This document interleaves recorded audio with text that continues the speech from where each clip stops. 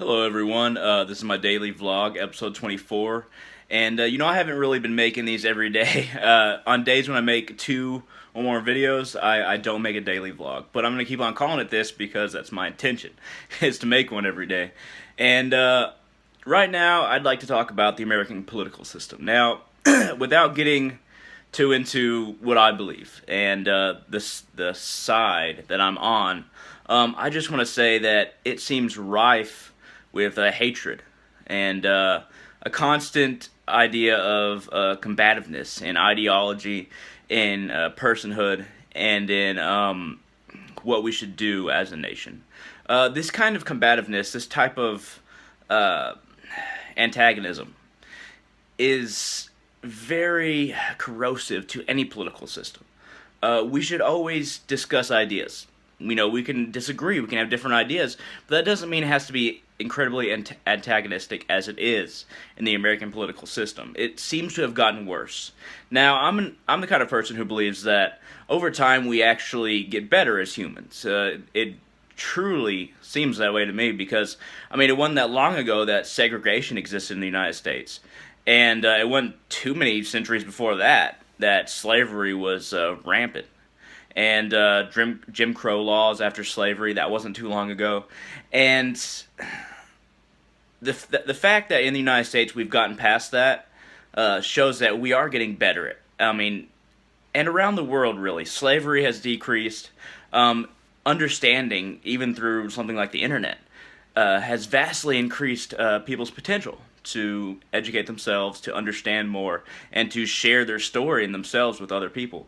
And this has had a positive impact on the world.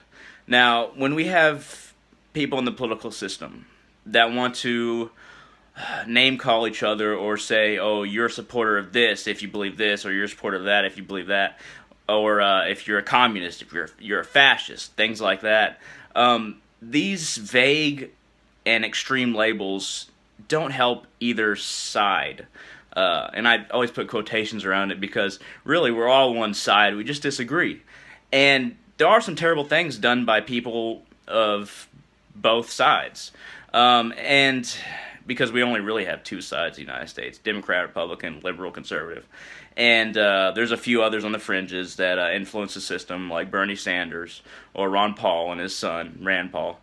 But there's so much hatred and vile name calling that it really gets hard to get past emotions and start talking about ideology, about practical institutions and practical methods that we can deal with our government, other people, and ourselves. And even the justice system seems really stilted in the favor of the most powerful majority, and that's white males. It seems that even though as far as pure statistics go, white people commit more crimes, it's black people that have a higher percentage of criminals spending time in penitentiaries.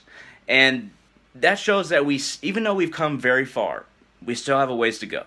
There is no absolute equality or social justice. And women still are much less likely to get promotions in the workplace, even though it seems in casual conversation and interactions in the world that we don't see the same prejudice against women that we once saw.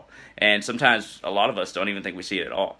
But if you just look at the numbers, and I'm more one for psychology and spirituality than sociology, because sociology kind of puts people into numbers. But if you just look at the numbers, even while understanding and valuing people, there are groups that aren't white males that are less likely to achieve, even though they've had and have the same basic rights and the same basic qualifications. If you just look at the people with the qualifications, if you're not a white male, it's still harder if you have the same qualifications to get certain jobs, to be promoted, and this and that. And that shows that we still have a ways to go. But like I said, the political system being so combative and antagonistic does not help anyone's case. Even if you believe that there is equality and social justice, being antagonistic, calling somebody a communist, a fascist, whatever, it doesn't help the argument. And I'd like to see us trying to help each other and understand each other, Try to understand other people's ideas, let them speak, and don't slap labels on them automatically, no matter where you're coming from. And it's easy to slap a label on somebody because then you don't have to explain your side of things. Then you don't have to try and understand their ideas because you have slapped a label on them, and then that's basically saying, okay, you're wrong because of this automatically. Or other people are like, okay, well, yeah, he's a fascist or a communist, so he's wrong automatically. It would be far better if we could just get to the nitty-gritty of the ideas and the numbers. And while still realizing and accepting that even if we can't support all immigration, for instance, that people aren't just by numbers. They're by their value as human beings. And helping some is better than helping none. There's an old saying. I'm not sure if it's Buddhist or Hindu or somebody completely different that I'm just not aware of, some operating in some religion or political system, that said, if we wait until we can do everything for everyone, we'll never do anything for anyone. And that's why we have to start small, as countries, as people in general, even on a personal level. We have to start small, just help somebody every now and then. And then help more and more if you can. And if you can't, that's fine. And even if you can't afford to help a single person, try to get to a place where you're helping at least your family and putting yourself in a better position without stepping on people as a rule of thumb. And this brings me to another point. Being a businessman, that does help the economy. Conquering other people through business. That's not going to be a very popular term, but conquering other people through business, bidding in a correct way, and maybe taking over a company, things like that, that isn't bad in and of itself. I think the real problem comes with what you do with the money, the position, and the power that you gain. If you spread it around a little bit, then I think it's a good thing, even if it's just a little bit. Even if you're just helping the people that are under your employ, or if you're just helping your extended family and your family, that's not so bad either. But it really comes down to, do you have so much just for yourself, or do you have so much and then give back? Do you give back at all? If you have so much, more than you need, more than you can even spend, do you overspend regardless and put yourself in debt, or on luxury and things like that, or do you accept that the idea that this is yours and nobody else can take it from you, so you can spend it on yourself, or do you spread it around? And it always comes down to that. Being a businessman is not a bad thing. What you do with it when you have more than enough is when you get into the differences of morality. And that's very connected to our political system, because our political system is very much influenced by money, corporations, rich people, and even large amounts of not rich people. And the system seems very sad right now, because we have the potential to have so much and spread it around, but a lot of people aren't spreading it around. They aren't using their a moral judgment that is even founded in the predominant religion, which is Christianity.